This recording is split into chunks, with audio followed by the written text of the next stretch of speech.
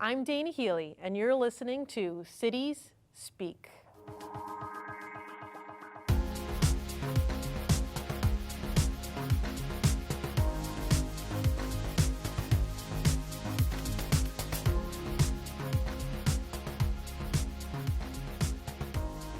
Welcome back to Cities Speak.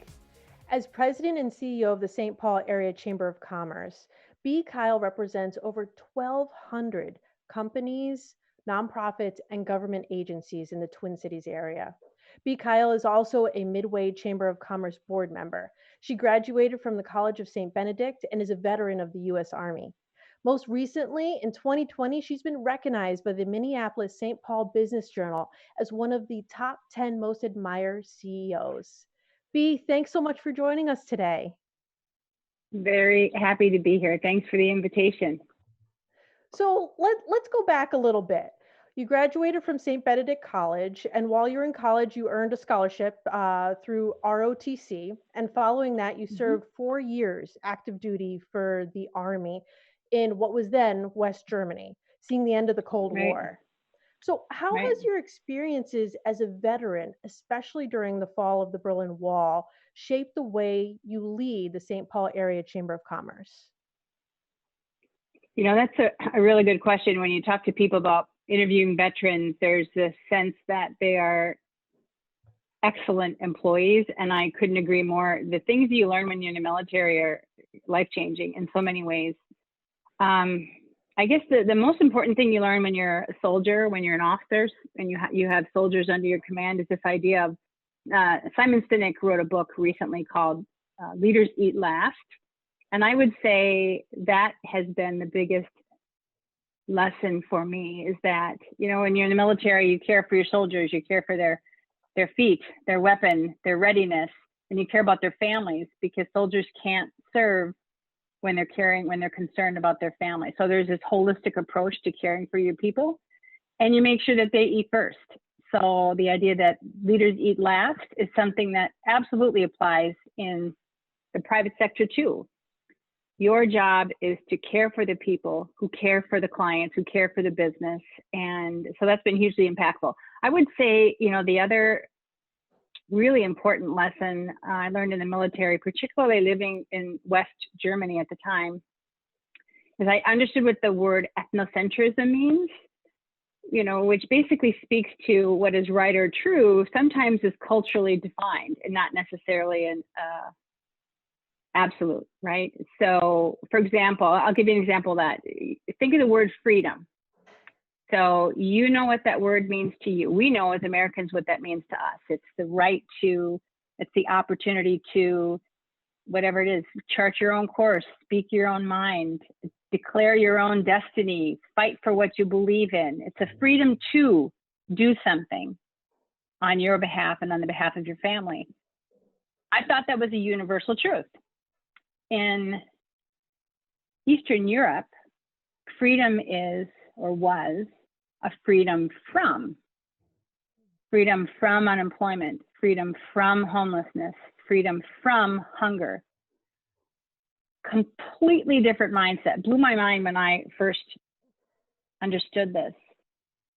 Now, whether or not you agree one or the other makes sense. Clearly, freedom from the economy there imploded. But the point is, your definition of freedom might not be somebody else's. So that was a huge learning point for me too, to recognize you got to be clear about how you communicate to make sure we're all understanding things similarly. Yeah, no, absolutely. I read an article where you referred to your team members, your employees as family. And is that something that you also acquired from your time in the military as well? Absolutely. I mean, a business is quite similar to a military team, right? Your employees, your team members have family members, and who hasn't experienced that in 2020? I will tell you, one of the things I've seen as a theme in 2020 is this idea of convergence, confluence. Minnesotans like to keep things separate. We don't like to bring our work people into our homes, right? Really a common thing. In 2020, we have had no option. We get photobombed with kids, our coworkers. We get interrupted by dogs who are running through my house right now, as a matter of fact. You are seeing my home. This is my dining room. I get to see where you're operating. There's this convergence of lives in a way that's rather unnerving, I think, and yet freeing. I happen to love kids. I would love to see your child join us in this conversation right now. And you see this idea that my life shapes my work and my work shapes my life. And if we can include all of that. So for example, right now, the hardest challenges are being faced by parents with school-age children, or even more challenging, single parents with school-age children. And you're expected to work and homeschool and manage your home and do it at home. So you absolutely have to look at the family in order to serve your team members. And we're having a lot of fun with it, but I do know it's a challenge I think not many of us have ever seen before. Yeah, it is something that is starting to wear down on people too. But leading with Yeah. empathy, which is what you do as a leader, is, I mean, best course of action, especially right now. So, in response to civil unrest, the fires, and the looting that happened in St. Paul and Minneapolis, the St. Paul Area Chamber of Commerce launched a fundraising campaign for the businesses that were damaged by this. What was the most difficult part about that fundraising effort, and what has been the most surprising and rewarding aspect of that as well? Well, I appreciate you bringing that up. This was the brainchild of the St. Paul Area Chamber of Commerce and the Downtown Alliance and the Midway Chamber of Commerce. So one more example of this idea that we've got to work together to advance priorities that matter to the entire community. So We Love St. Paul, We Love the Midway Fund simply came out of this idea that we had to do something, because the tragedy that took place with the loss of George Floyd, the violence that ensued as an outpouring of injustice and reaction to, was devastating to the businesses who just happened to be there, right? And then on top of that, of course, are all the restrictions due to the pandemic. So we are seeing a challenge to business I don't know that many of us have seen in our professional lives. So and then the sense of what can you do, the sense of powerlessness that we all have. The idea of raising funds simply was a way to channel our energy for good. Okay, what do I have in my arsenal of abilities to bring to bear to serve the situation? Well, I have a lot of staff, I have connections to a lot of companies, and I know the companies needed and wanted to do something. So we started a fund, and we called it We Love St. Paul, We Love the Midway, because there is a focus most specifically on the Midway, and there are businesses across St. Paul that were impacted by the civil unrest. And we started declaring it to be so. We're raising money, here's your opportunity. And the hard part, I would say, was talking to the businesses who need the money, because we got heartbreaking stories time and again about the suffering underway, and the businesses lost their entire buildings, they lost their livelihood, family-owned businesses where the entire family suddenly has no place to be, no place to work. There's certainly housing that in that area and along the Midway as well. So the hardest part was hearing the stories and not being able to completely solve anyone's problems on our own. The most joyful part of the work has been the abundance of generosity. My word for 2020 is ridiculous. That's my word, because this has been a year of ridiculousness, not only in the challenges that we've been dealing with, but the ridiculousness of generosity. So that's been the best part. Over 700 individuals, 70 plus companies, philanthropic organizations, nonprofits wrote checks, sent cash. We got $5 bills sent in the mail, right? I mean, talk about a blessing. And that has translated to about $1.3 million that was raised by the community from June until money still keeps coming in November. And then as a result, we've been able to bless. We've had 10 rounds of funding. We've put out over $1 million thus far. And I suppose we did 30 this last round, 60 companies, 70 companies, some of whom were physically damaged by the civil unrest, and some of them experienced ancillary damage because they were near to and had to close as a result of the civil unrest. So it has been challenging, heart-wrenching, and joyful all in the same season. Wow, that's amazing, that kind Yeah, of impact for the community, and that you and your indeed. team has been part of that and rallying the entire community around it. That's incredible. So chambers of commerce are pillars of our community, but they're undergoing a lot of pressure and stress with the changing economic environment. I'm on the Twin Cities North Chamber of Commerce board Mm. just recently. So, what trends are you seeing chambers moving towards in a positive way? And what do you think chambers should be leaving back in 2020? That's a really good question, right? There's a new normal ahead. We all know that, whether it's a chamber of commerce, whether it's a different type of business you're in, there will be things that we take with us from 2020 that will make it different in 21. And there's an opportunity for us to perhaps leave some things behind. Chambers, I would say, are in transition. You know, I've only been doing this job for 3.5 years now. I still feel like a young CEO when it comes to the job anyway. So I'm still learning a lot about how chambers work. What's the value? So I spend a lot of time asking, you know, what's the value proposition? What exactly do we do for the business community, so that I can make sure we're really informed and laser focused on those priorities. So when I think about the challenge has been, you know, we're thinking about a 3 to 5 year plan, all of us, and that became a 3 to 5 month pivot, right? All about virtual, all about partnerships, all about pivoting to different priorities based on the challenges ahead of us. So I would say, you know, the things that are ahead are, you know, more investment in the digital experience, because I think what we'll take with us is these Zoom meetings. We don't like them all the time, but sometimes they're really efficient. And so that's been a really positive thing. How do we deliver digital programming to reach a wider audience, or perhaps hybrid moving forward? Another really important change moving forward. And also I think moving forward will be this need for increased collaboration, because there are so many chambers in this community. I mean, in the region, we have 31 chambers of commerce to serve Minneapolis, St. Paul, and the greater metro region, which is a lot by any standards. And so we've got to figure out how to collaborate more, share resources more. So that's going to go with us, I would say. What will be left behind? I would say increasingly what needs to be left behind is the idea of a chamber like a club.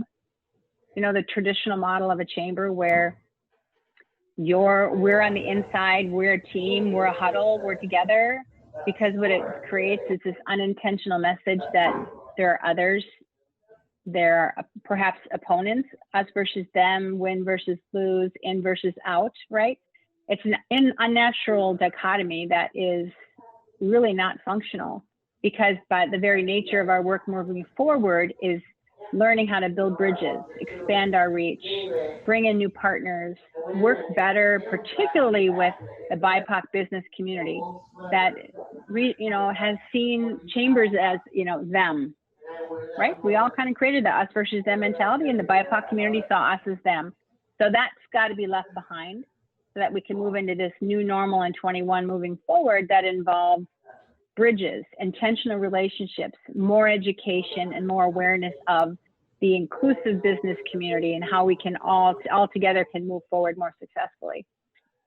Absolutely. So, kind of leaning into that collaboration aspect, um, the St. Paul Area Chamber of Commerce has an initiative called Workstream, which I think is really interesting, and I love what Kim does.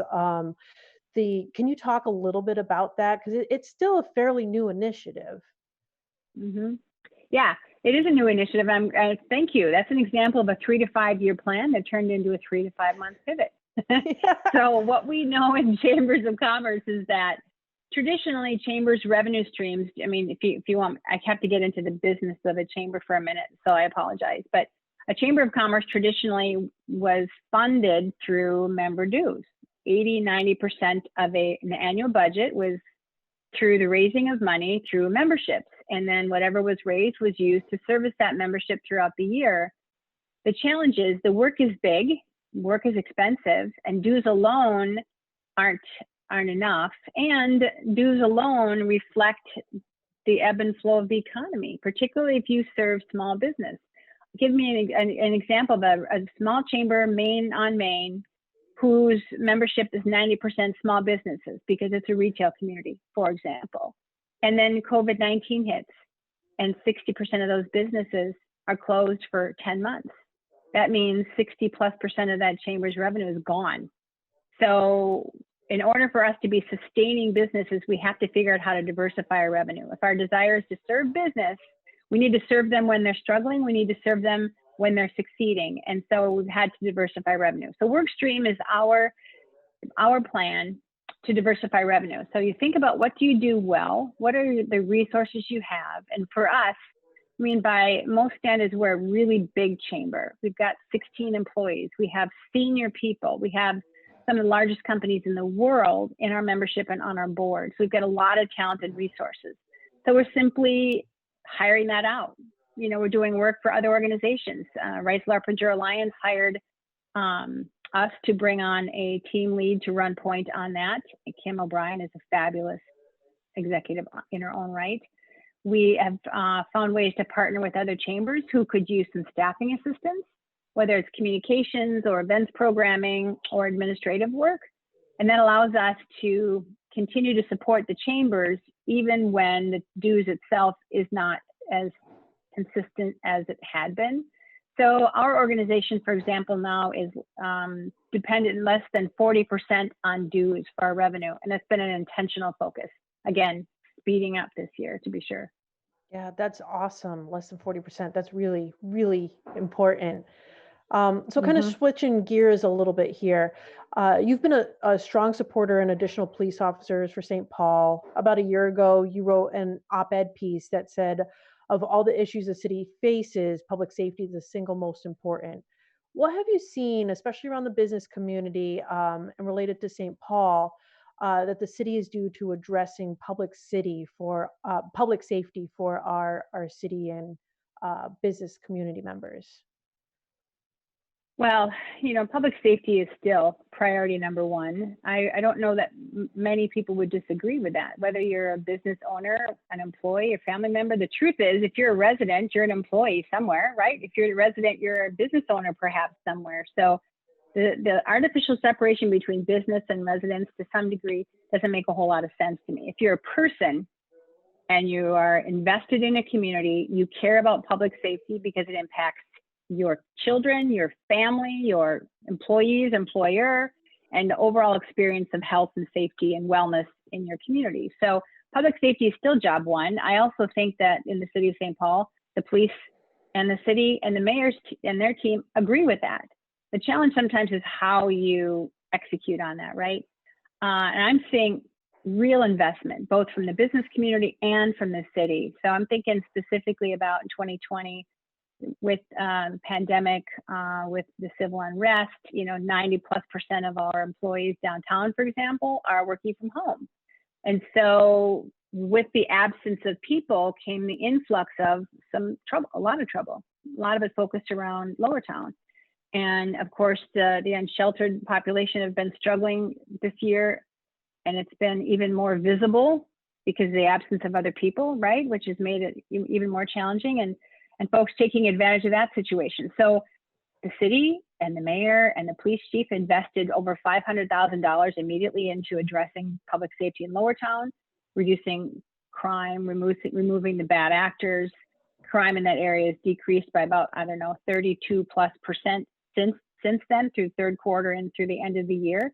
The business community has invested in a business improvement district, which costs money, because if you own a business, if you own a building in downtown St. Paul, you agreed to commit to an investment in a downtown improvement district whose first plan of action is organizing a safety center with cameras and coordinated efforts to ensure safety and coordinate it across the downtown. So a safety officer's been hired.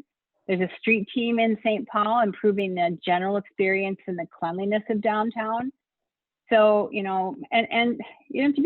be candid, the city is spending so much time and effort working on serving the unsheltered too. That's a big part of public safety experience, right? So is it a resolved issue? No. Is it absolutely an ongoing top priority for all of us? Yes. So I still continue to be on the team for how can we keep pushing this forward. And I'm seeing great partnership from the city and the police department. That's awesome to hear all the different action items and what's going on over there. So for your goals in 2021, you said you wanted to hold on to yours and the chamber's authenticity, and I thought that was Hmm. really a valuable statement, and I'd like to press into that a little bit. In 2020, was there a key moment that you felt that you exercised the organization's authenticity, and would you want to share that? Well, it's an interesting question when you talk about authenticity. I will tell you that just some of the ways that I think, I am very much a believer in the power of words. Words create reality. And so I try to be really purposeful about the words that we use to make sure that if we say something, then we're committed to it, right? So authenticity means also then that when you don't know, you have to spend time saying, gosh, I don't know, which is hard. I will tell you that I generally feel like I'm standing in my slip in front of people because spending time in learning and listening and not knowing is really a vulnerable experience. And none of us really likes that all that much. We want to be in front of people with certainty. And when we're trying to change and do new things and create new partnerships and learn, by that very definition, you are not certain because you're in learning mode. And so our authenticity requires of us to maintain that vulnerable position. And maybe that's not the right word, but certainly transparent, and be okay with not knowing, asking questions, reaching out, listening, learning, humility, empathy. Those are important words when you're in an organization that's in growth and change mode. And I would say we as a chamber definitely are in growth and change mode. So that's kind of been our posture, how we write. We're just working on a new strategic plan. We've been investing. Top priority has been our work in our equity, developing training, developing a platform for what we believe in. There's a lot more to come in January. We've got some big news coming in the beginning of January that I'll ask you to wait and see. Go to our Facebook page and our web page and find out. But that will be kind of the result of a significant amount of work invested in authenticity, candor, thoughtful listening, new partnerships. So it's very, very exciting. So I would say not one thing, but it's all well and good for me or anybody to use words about what we believe in, to make statements about something. But if you believe that making a statement or declarative position on something is your job and then you move on, then this is the whole point. The idea is you decide what you believe in, you make a declarative statement about it, and then you live into that work. That's our ongoing commitment. And so unfortunately, I have to leave you with a cliffhanger and say there's an exciting opportunity of what's going on, and I have to wait till the 4th of January for you to see it. Sorry. Well, that kind of leans into my next question. I don't know if you'll be able to tell us, but what are some notable milestones you're planning for the St. Paul Area Chamber of Commerce for 2021, or at least ones that you can share? I know, right? I'm so sorry. I can tell you some things we can share. Number one, we're an organization that is really wrenching its way into the future, and it requires us to be doing some things differently, right? Like everybody, we're making very intentional strides as a business organization with the business lens to be really thinking about how we need to do things differently. So when we think about intentionality into 2021, I'm still laser focused on jobs and tax base. I'm basically a private sector person, right? And I'm very interested in, because I also believe that one of the best pathways to a better quality of life is a good paying job. That's our lane as a chamber of commerce, right? Economics, business opportunity for all of us without apology. And so we're spending a lot of time in that. And I also would say what we're hearing from our businesses is that they're needing help training their people in the way that they should go, as it were. And so we're really focusing on what does equity and inclusion mean in this marketplace? The large companies are really leaning in and helping us and partnering with us. And it's the small companies, and then of course the large companies too, in terms of resources, that need a place to go to get professional development. So we're really focused on putting together kind of a roadmap for leadership development. We talk about this leadership continuum that we want to offer to business. So on the topic of equity, for example, where do you go to learn what it is? What do I do? What do I need to know? How can I grow on this journey? And then how can I, as a business owner, provide that information, training, and resources to my people? We're really focusing on building that out. So as we have a Leadership St. Paul cohort every year where you build real relationships and you create friendships that last the rest of your career, so too we can replicate that on different training modules around equity and inclusion, around senior leadership, for example. So that we're spending a lot of time in that space next year, delivering programming for our members when they want to train their people and they need to go somewhere to get it. That's going to be us.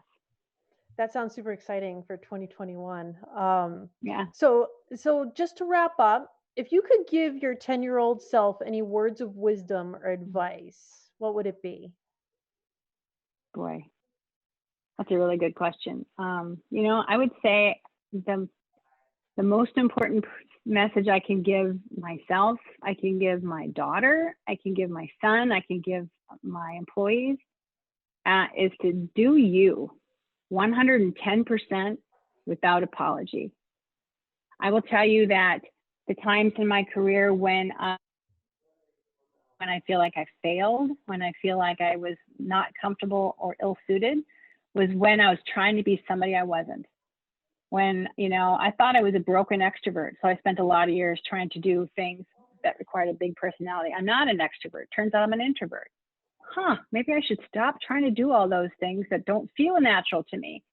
So do you and do it without apology. I mean, there's already a Dana, and she's beautiful and talented and marvelous. I don't need to be Dana. The world needs my skills. So that's number one, I would say, is do you 110% without apology. And number two, I would say, is find your superpower and capitalize on it. And I mean, a lot of fabulous careers are based on the most humble of superpowers. So if you can figure out what you do really well and do that, you're going to find success. I mean, I'll tell you, you don't want to know what my superpower is? Oh yeah, I definitely do. I think I have two superpowers. I have the superpower called data hoarding, and I have a superpower called border collie. That's it. I like information. I like to organize it. I like to process it and deliver it back out in an organized fashion. And I like to herd people. I like to bring people together. So whatever I'm doing, I'm a border collie. I'm herding people in. I'm bringing people. I don't always have an idea of what to do once they're herded, but I'm still herding. And, and then I can bring people, the people that then other people are really smart and they've got great ideas as long as we're herding. And I will tell you that has been huge in St. Paul. We've got an East team of all of the partners, and we're practicing the art of trust building, which is the beginning of great things. And so I can be a great collector of information and a communicator of information. Turns out that's what a chamber really needs, is the communication of information, especially now. We all want to know what's going on. A chamber needs to be a place where people are brought together in a sense of community. And if you can do so with joy and embrace and grace and fun, people want to be there. I mean, we're all looking for a place to be. And sometimes, especially if we're introverts, we don't really know how to join. And if someone's willing to hurt us, we're sometimes willing to kind of go along, right? And then once we get there, we find our own way, and it's a beautiful thing. So my superpowers are pretty humble, but I've figured out a way to use them in service to the community, and it's proving to work out pretty well for us. So find your superpower, capitalize on it. And that would be my second one. I think that's great. You can find your superpower, capitalize it right on a pillow. And then, that sounds like a perfect little mantra. I think that's great. That's great. So B, thank you so much for joining us today. I really appreciate your time. It's always wonderful having conversations with you. So thank you so much. Oh, I appreciate the invitation again, Dana. Have a great day and happy holidays. Thank you. You as well. And to our viewers at home, we have an important announcement for you. CTV will be changing our name in 2021. So to celebrate our milestone, we'll be hosting a series of programs called the 2021 Compass Programs. Sign up for our e-newsletter to stay in the loop and follow us on social media. We'll see you there. You've been listening to City Speak. If you've enjoyed the show, please like, follow, and share us on social media at CTV North Suburbs. Thanks.